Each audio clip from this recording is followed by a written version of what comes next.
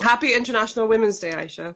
A happy International Women's Day to you. Yeah, I'm trying to think like what should we kick off chatting about?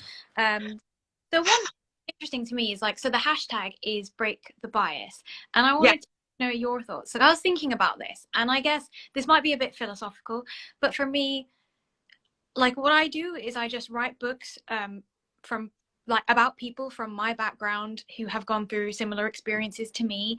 And so to me, it's just normal. So it's weird to think that maybe by just being published, I'm breaking some kind of bias because bias suggests that it's kind of not normal to someone. And I Mm. wrap my head around that I'm literally just writing. What's natural? Yeah. What Yeah, I think I don't know if you agree with this, but what I find so interesting. So, in case anyone doesn't know, Aisha and I are middle grade authors. We write books that are primarily for 8 years and up. I like to say and up because I don't think yeah. I have lots of adult readers. But anyway, we write primarily for that age group. And I don't know if you find this, but I find that people do approach you and treat you as if you have written a book as a PSHE exercise, and they're like, "Oh, I'm really glad that you put this scene in there because it helps us teach children that blah blah blah." And I'm always like, I don't sit down and go, "I'm going to break the bias by writing a girl like this or a character like this," exactly as you say. No, I don't sit down in a sort of very corporate mindset and do that. It's just writing, I think for both of us, writing people that we know aren't mainstream. We know they aren't, considered the default in the industry we work in, but it's not this sort of corporate Yeah. pre-planned. Yeah, Like what would kid me have wanted? yeah, So to me, it's kind of like you think of the child reader, and I guess what I write is considered issue led. I've had that kind of word used to describe my work, and I'm like, I'm not really trying to like lecture anyone though. That's not what no, my writing. I But then, definitely, I definitely don't get that when I read your books at all. So I find that fascinating. yeah, I don't know if you find this when you get told what your books are versus what you're doing. Like sometimes that really doesn't line up for me. Um, Yeah. I'm So like, I'm writing. Yeah, you go. no, no, sorry. It just made me think. My latest one's literally a fantasy novel. Like, this book is about a girl who can see magical creatures and she's trying to stop them from being harmed by this, other mythical monster. And it's literally about monsters and fighting and magic and witchcraft. And I got an email from a woman who said, she said, "I really enjoyed the book. The writing was really good. I just, it was more about story and character than about educating me about learning difficulties." And I remember it because I write about children who are neurodivergent, for anyone that doesn't know, because I am. And I just laughed because I was like, I'm sorry that the book about monsters didn't stop for long enough to teach you about what it means to be, because it is that, like, we're trying to break the bias in multiple ways, not just by representing children that are underrepresented. Although I don't think you or I sort of sit down in a very, like we said, it just is something that happens naturally. But we're also breaking biases, hopefully, in how these children can be in books, in genres. Pocket Full of Stars is one of my favorite books of all time. It's like it's better than The Wizard of Oz in my Oh, mind. It's so good. But it's about, defeating genre as well. And we're not here to educate. And just because a character or a certain type of woman or a certain type of person is not the default, it doesn't mean that we're here to be educational. That's a very long-winded point, but I just find that fascinating how when you are, it is International Women's Day, so when you are a woman or a disabled person or a neurodivergent person or a person of color, your presence in any story is treated with this extra gear where people are like, "What are you here to teach me?" And you're like, "Nothing, just here yeah. to exist and be in a story." I think for me, like it's always balance between writing about things that are important to me, but also ultimately I do want to entertain. So kind of writing what I write in a way that is entertaining for readers because I don't want it to feel like a manual. No, Here to do, otherwise I would have written one. Uh, yeah, and yeah, and I think sometimes actually, um, I don't know, I find like I don't really get asked about those elements, like the magic. Like I'd love to be asked about, say, my magical systems because honestly, I think about them like properly. Um, yeah, do also, the work. yeah, yeah, yeah. I just find it interesting. So yeah, for breaking the bias, I guess we are just doing what we're doing, and that is somehow breaking a bias. But I guess it's not Yes. as maybe people would think all the time. We're just existing, and Yeah. And it's a case of you know, I'll be on a panel with other authors, and the first author will be asked, how did you come up with the world building for this book you wrote? And the second one will be asked, when you wrote your main character, why did you choose this? Or the third person will be asked, you wrote in this genre, what made you decide that? And they get to me and they go, why is it so important to have disabled people like you in books? Mm. And I go, uh, I really would rather answer the story questions than talk about that. So yeah, I think people sometimes can't comprehend that that you have other things to say. Not children. I find, and you'll probably agree with this as well. Our readers are great. Like they get it. They're fantastic. But I sometimes find that the apparatus of book world sometimes doesn't understand that like we're writers. We write stories, and so I guess that's a whole other bias that you have to break as well, if we're getting, yeah, very meta.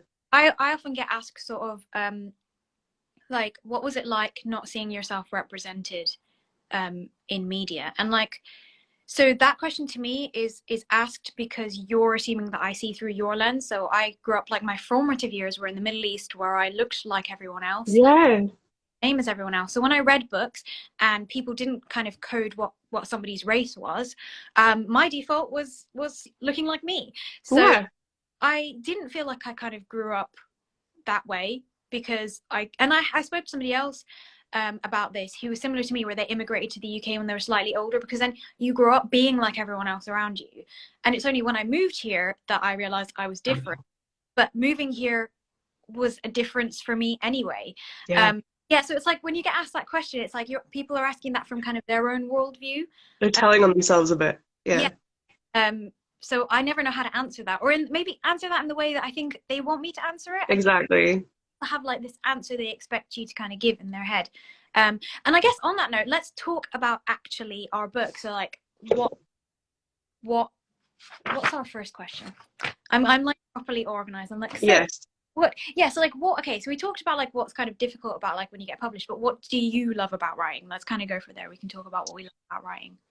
I really love character. I really find that building character is where the story starts because I start from character, and if I can spend a few weeks with that character's voice in my head without getting too sick of them and without losing them, sometimes people come and they wander away. But if they stick with me and I can stand them for a few weeks and I think, oh, this is an interesting character, I really want to write with this person. So for me, it's always about character and You the can tell that. question. Yeah, the questions I love from readers are the ones that are asking about characters. All the characters, but particularly the main ones. And yeah, so I always start with their voice, I guess, and that's what I enjoy. I enjoy that. I don't know about you. I enjoy all of the stuff before you actually have to sit down and write the first page, and then when that moment arrives, you think, oh, okay. But yeah, I do a lot of character work, and that's always a really fun part for me. And then all writing the end at the end, always I enjoy too. Like when it's finished. I had this thing recently where I literally don't remember writing my next book that's coming out, and I was like, when did that happen? And I have like some like amnesia for it, and I think it's so that I'll do it again without forgetting how horrendous the whole process It's was. trauma. Yeah. It's like traumatic. But for me, I like the way that it's like both creative and technical. So like I sometimes when I talk to people about this, they're like, what? Like I really like the technicality of writing. So like when it gets to edits, going, okay, this isn't working. How do I problem solve? And like sometimes I probably turn it into too much of like a formulaic process, but it works for me. So I like that you have creativity, but within kind of A rules. framework. Yeah, and I like kind of figuring out how to put it into the framework, whilst not for like the reader. So I think that's the thing, it has to feel easy to the reader. So I think that's what I like, is like there's so much going on behind the scenes, but the reader has to read it and it has to feel like seamless and easy, and kind of like I just love that. Like I I love think that. that's so, and I think that makes so much sense for your books because your books are always so tightly written and so accessible. Like I remember, again, sorry to keep bringing up Pocketful of Stars, but when I remember that first scene in the theater, I always just remember how immersive it was straight away. It was so very quickly into the story, and that's so. I think it's good that you're technically minded because it works for the reader. We see the work even if we don't see the cogs. We can definitely see the result. Yeah, that's really interesting. And I think actually a lot of work goes into making books readable, because I would say that about your books is like they're page turners. They make you want to keep reading on. And even though you say you focus on character, like you also have like really great plots. But then yeah, so like when you were talking about what people on a panel, like for love is that you've written like 3 different genres for like Thank you. so far. And like I kind of, that's not one of our questions, but like I've always wanted to like, talk to you about that. Like, would you firstly like continue to write different genres? And also like, how did you find that? Because I think in publishing it's really difficult when you write a certain kind of thing and you do it well, and A Kind of Spark was hugely successful, that there must be pressure then to write kind of that kind of stay in that genre for your Yeah. book. There's definitely an expectation from the industry that to write the same book again. I don't know if you feel that sometimes, but you're not from my publishers, I should say. They've never actually put that on me, but from the industry as a whole, people, Yeah, Night Club are amazing. The industry kind of expected a kind of Spark 2.0, and I'm not interested in that. And I read very diversely as a reader. I read lots of genre. I read lots of sci-fi. I read lots of fantasy. I read lots of westerns. I read lots of romance. I read lots of true crime. Like I read very diverse, and so do children. Children, it's quite rare to find a child who says, "No, I only read mysteries." It does happen, but for the most part, children are very imaginative, and they're not biased. Again, that word, they're not biased when it comes to genre. So I didn't see a problem because I just said the story. With Show Us Who You Are, the story was a science fiction story, and the story came first, and the genre came second. And it was just a case of, well, I guess it is another genre. And then with the fantasy one, with Like a Charm, I was like, I guess it's another genre again, but that's just because that's what the story is. So it wasn't me going, I'm absolutely going to write another genre just to annoy everyone in publishing. It was just that's where the story went. But you're absolutely right. There's an expectation that if you write mystery stories, you only write mystery stories. If you write contemporary, you only write contemporary. And I find that really boring, and I think we're caging people in by doing that. And I think good writing should, is what should come first, I hope. So yeah, thank you for that. That was a nice question. And But I yeah, feel it stretches you as a writer as well. yeah, I think that's why your stories resonate though. You're writing authentically. You're writing for the story rather than thinking I've got a book that I have to write in this genre. So let me. Yeah. I think you can tell the difference. And I've tried to do that. I've tried to like contrive my writing, and it just never works. That's interesting. With like, how can I fit in a bit better? Have like a better brand that kind of. Oh, yeah, I always find myself comparing myself to other people and going, oh, if only I was a bit more like this. If only I wrote about, I don't know, a magical animal friend, or if I only wrote about this. There's so many comparisons you can make, but I do think it works better when you strip that away. It's very lonely and very frightening in the beginning, but I think the readers do appreciate it in the end. And it's, yeah, the comparison in this world is so mind-blowingly hard sometimes, but yeah.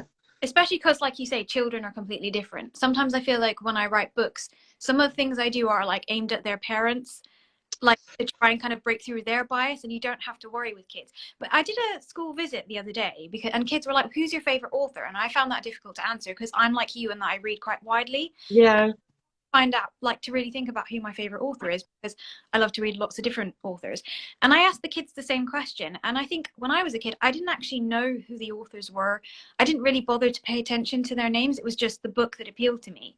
And the kids were like, actually, yeah, I don't have one, like, really.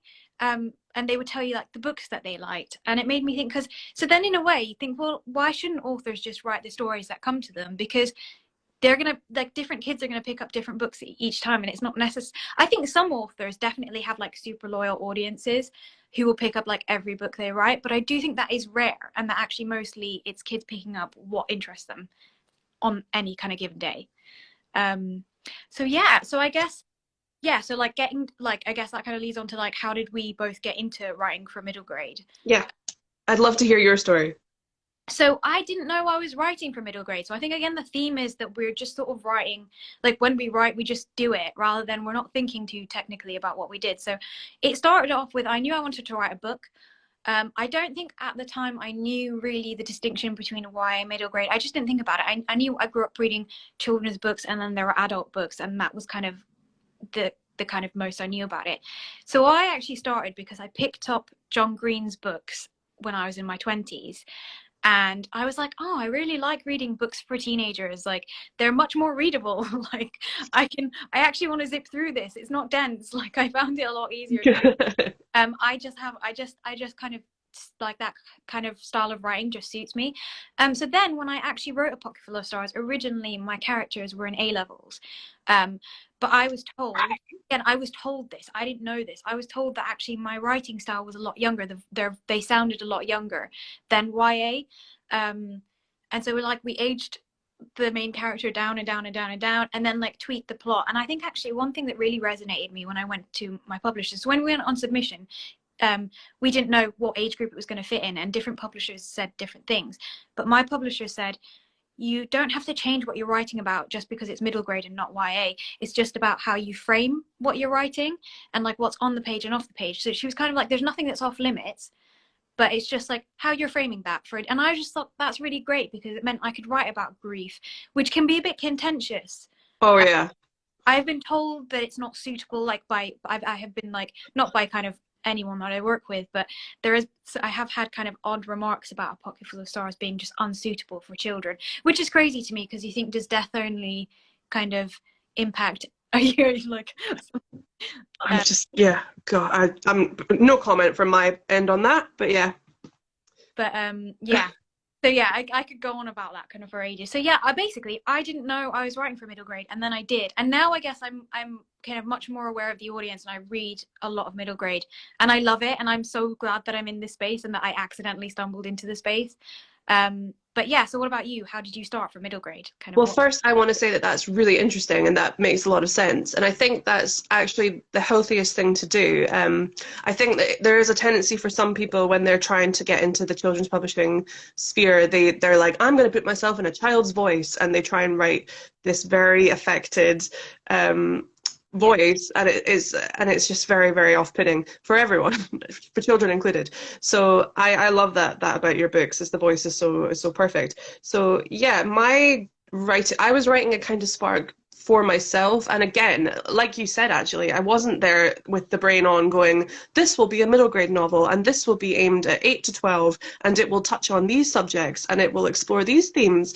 I was writing a book that actually originally the character was a lot older, and it wasn't with any kind of market intense at all. I wasn't thinking, is this contemporary? I wasn't even thinking about genre. I wasn't thinking this is contemporary. This is, I just was writing the story. And for myself, not for anyone else. And then when I was in a meeting with KO Nightsoft, my publisher, about the lack of neurodiversity in publishing, at least visible neurodiversity in children's publishing, David Stevens, the co-publisher, asked to be written a book, and I had this draft in a drawer, and I said, well, give me 2 days to tidy it up, and I tidied it up, and that was a kind of spark. But again, it wasn't, it didn't go as submission. No one else ever saw it. It wasn't sent to any other publishers.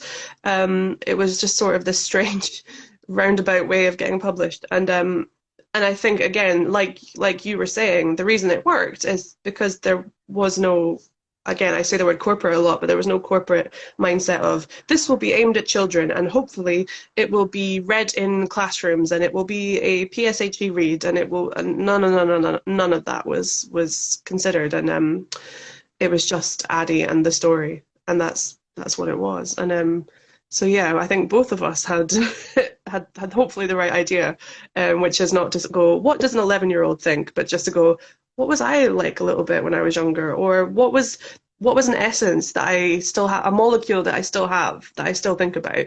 Because that's the truth, and that's what, it's not autobiographical, but that's the truth that kind of goes into the lens a bit, I think, if that makes sense. Yeah. And I think, I don't know if you find this, but like writing in first person, I didn't know that just, again, wasn't a thing that was done in middle grade, because when I read, I just kind of get immersed in the writing, and I didn't realize that, like, oh, it's really unusual you write in first person for middle grade. And I was like, oh, I just wrote her voice. Like, that was just what the voice was. And when I pick what kind of tense I write in, it's always just what works with the story. But then it's funny that after that you get told that you're doing this and that, and I was unaware that I was doing anything but just on the page.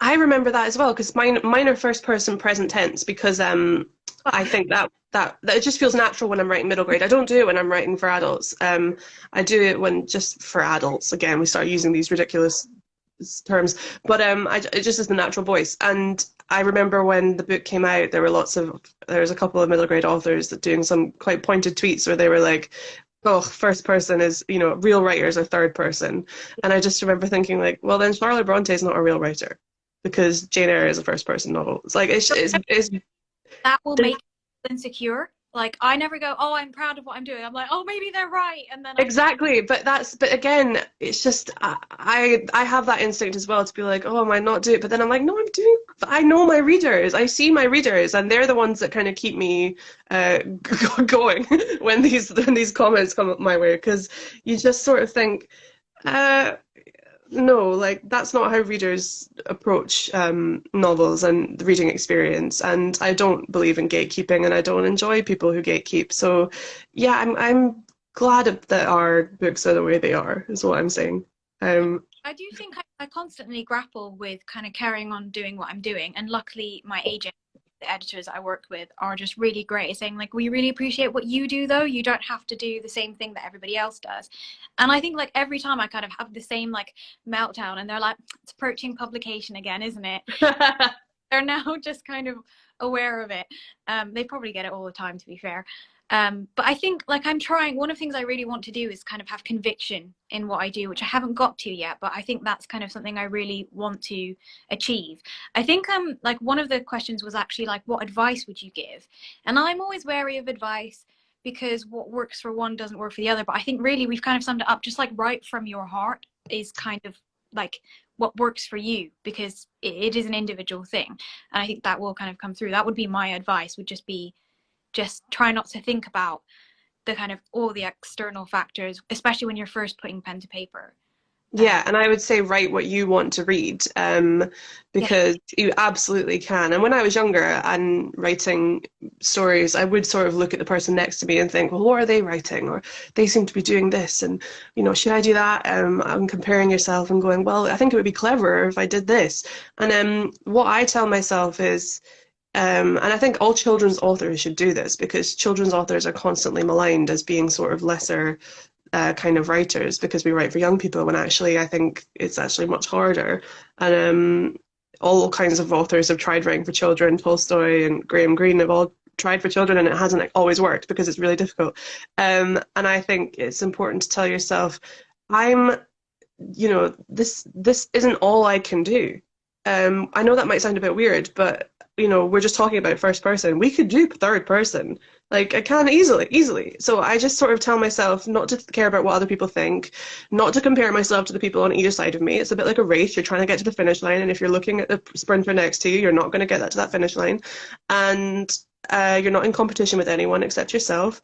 And also going, this isn't all I can do. I'm going to get better and better and better, and I'm going to learn more, and I'm going to show more as I get older. And this is just a taste. This is just an offering, and I hope that people love it. No, but does that make sense? It's sort of like keeping your eye on the road.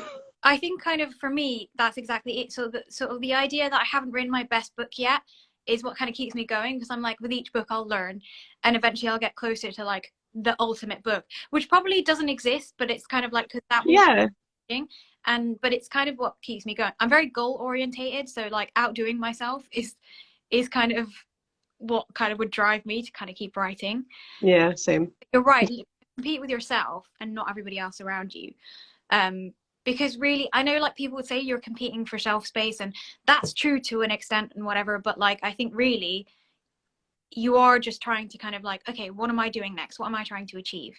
And like I always try and like, I like playing with structure and things like that. So I'm always like, how can I push my skills further, or pick up a new set of skills that I can kind of add to like each new book, that kind of thing. Yes, And then agreed. I think when you write in that way. Yeah, so that's our like general advice, I would say. I feel like we've covered most of the questions we should. I don't know if we have questions for other people that are kind of coming in or anything. Let me just check. We have Some comments, I think. a couple for you. Mm. I'll ask them. Oh, So, any updates on a Kind of Spark TV series? Yes, I am writing it with my writing team, and we're having our first writers' room at the BBC in a couple of weeks' time, sort of the end of the month, I think. And it came up in my calendar invite as like an 8-hour day, so I'm like, Oh, okay, we're off to write all day long. So yes, it's coming. Don't worry, we're working on it. And some other exciting stuff I can't talk about. But yes, it's in progress, and yeah, I'm getting a lot of young actors coming up to me at school visits oh, asking like, when casting is. oh, that's, so I imagine that's gotta be like a, like, obviously you haven't done it yet, but like that will be such a different writing process, having to sit in a room with other people and write for 8 hours. Because I don't know if you, when I write, I kind of pick it up and drop it and do something else and like do a few words, and then kind of I'm very kind of bitty with my tasks. Yes. Span. I'm interested to know how that is for you. And then also writing a script instead of a novel, like how Yeah, that. it's very different. I mean, writing scripts is okay because a lot of my work is very dialogue heavy anyway, so writing scripts is actually quite fun. But having other people taking control of your characters is very interesting. It's very tricky. You know, Um, not what I meant. a little bit, yeah. And also being the only at least the only openly neurodivergent person on the team means that I get all the questions and I get all of the, what about this? Should we do this?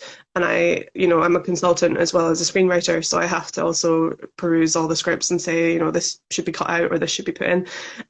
That's tricky sometimes, but it's all just this new, scary, fun, exhilarating learning experience, and I hope that people enjoy the end result. I feel like a lot of work and probably less like insular than writing a book is. Yes, it's way less, and it's very open. And I'm very insular when I write. I never go to coffee shops. I'm always at home, so it's quite exposing, and it's very different and very raw. But I just remember that we all want the same thing. We all want to, and sometimes the loneliness is what scares me about writing. Sometimes I get nervous. I'm writing the sequel to Like a Charm right now, and I get nervous because I don't have anyone to sort of bounce ideas off. Yeah. So that's a good thing about TV as well. You have a team. Actually, that is something I struggle with when I write, is kind of just thinking the context with which I've written this, does this make sense to anyone else? Yeah. By then it will be too late by the time I find out. But I find that really interesting. I know a few people who work on the script for their kind of TV adaptations, and then some people just absolutely don't. I think it depends on, I guess it depends on when that happens. Like they decide, do they decide? It's sort of discussed in negotiations, usually before the deal is done. So I picked my production company based on the fact that they wanted me to be involved in a consultancy sense, but also that they committed to casting autistic actresses, which I was very, very fierce with them about. But yeah, they after a few initial scripts, they were quite insistent I come on board to keep the ship in the right neurodivergent rip direction. So yes, we could talk about this for a long time, but thank you to whoever asked that question. The other question was, would you like a Charm to be, was it a TV show or a film, or to be a film? Would you love? I'm actually not allowed to talk about this. Oh, okay. Oh, is that the thing you can't talk about? So no, what question? I asked no question. Yeah. Exciting or not exciting? Nothing. So we'll move on. I just know this is being recorded, guys. If it was not being recorded, we could all talk, but it's being recorded. Okay, so I guess we've been here for a while. So like unsung heroes or like other authors. So I kind of wanted to talk about some debuts I've really liked reading. So I just finished The Wondrous Prune by and that is about, yes, oh, you have it there. I should have got my copy. Yeah, like I love it. It's about kind of a girl who can see, so okay, I'm really bad at pitching in general, so I'm really sorry if I butcher this book, but she can essentially see, like when she's like feeling a certain emotion, she sees it in like colors going all around her, but then she can draw, and the colors will turn her drawings into kind of real life. So essentially she has a superpower that is kind of led by emotions, which I just love. And yeah, it's just a really great book. And actually I completely zoomed through that, and that to me is like another book that I found like super readable. So that's one. Another one I am currently reading that I really love is My Name is Sunshine Simpson by G.M. Linton. and that is like a contemporary, and it's kind of been pitted as being like the next Jacqueline Wilson, which, having read it so far, yeah, like it's really funny, but also goes through like just the kind of pitfalls that you have when you're in school. I just love it. It is literally like sunshine to read. So I'd say those two are my main ones. Oh, and also Hedge Witch by Skye McKenna, which comes, so they're none of these are out yet, but you can pre-order them and also get them on Book Depository. Hedge Witch by McKenna, which is just like your cozy witch, like just a cozy witch book of, like, I just absolutely it. So like, yeah, those three debuts out this year I would want to recommend because I love And it. I would like to recommend Onyeka and the Academy of the Sun, which I am absolutely loving at the moment. This is a proof. It will be out in, I believe it's out in May. No, June, sorry, June 2022. Big June debut, and I'm really enjoying this. So, and I think it's going to be a big Netflix series as well. Yeah. But I'm really enjoying the proof. So, and I also I'm about to start Wondrous Prune. So exciting. I need to start Onyeka. I have like a huge kind of teacher. I know we get this. Yeah, I think like I'm actually really excited for, there's lots of like really strong debut books being published this year. So I would recommend everyone check them out. But also our book, so I guess like, can you talk about the next book? So the next book is a sequel to Like a Charm. I'm currently writing it. It's going to be out this time next year. And yes, I can't talk about anything in it because it will be spoilers, but it's a sequel. I'm very, very lucky that people enjoyed book one, so we're going into book two. And what about you, Aisha? Tell us about Fireflies. Yes, Flash Fires. I was just going to go back to you for a second. It's really weird when you write a series, when you're like, so this is a book I can't tell you anything about because you might not have finished the first one. So here it exists. And it's kind of weird trying to talk about the next book in a series. But yeah, I have a book coming out in June called A Flash of Fireflies, which is so along the same lines of A Pocket Full of Stars, for anyone who's read that. But if not, it's essentially about a 12-year-old girl called Hazel who moves from Kuwait to England. And she has these fireflies that visit her and take her to this forest where they make her do these repetitive quests that she doesn't find fun. And it's meant to be kind of what it's like to have OCD. See, again, this is like, when I pitch, I'm like, so it's about this, and then there's a bit of that. And then, yeah. But I think that's perfect. And I think I'm so excited to read that. I think it's going to be phenomenal. So nervous about it, so hopefully people like it, because I'm proofreading it at the minute and I'm like, oh, does anything even happen in this? I don't know.